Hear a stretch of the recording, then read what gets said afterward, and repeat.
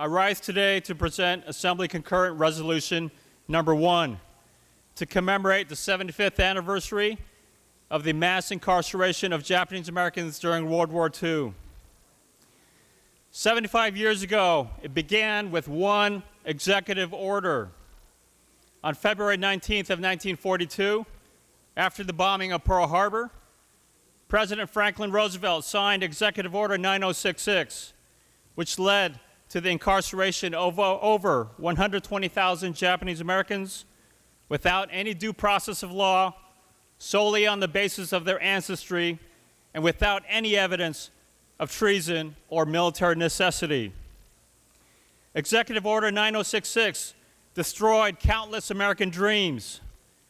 Innocent people lost their homes and property, their farms, their businesses and jobs, and most importantly, their freedom.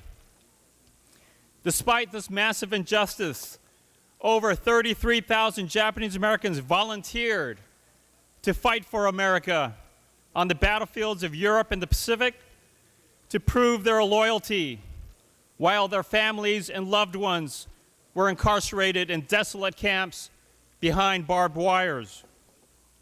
These soldiers served in segregated military units among the most decorated in American military history, 21 receiving the Medal of Honor, the nation's highest military decoration, and 52 receiving the Distinguished Service Cross.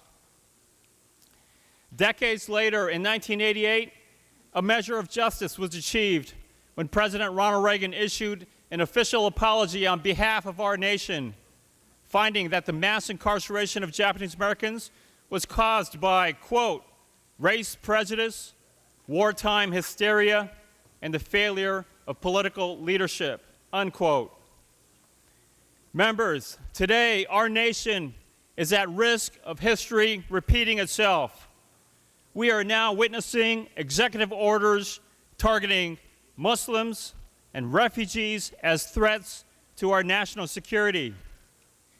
Now more than ever, every American needs to know about Executive Order 9066, and we must rise up to defend our Constitution and fight to ensure that no one is targeted because of their national origin or faith.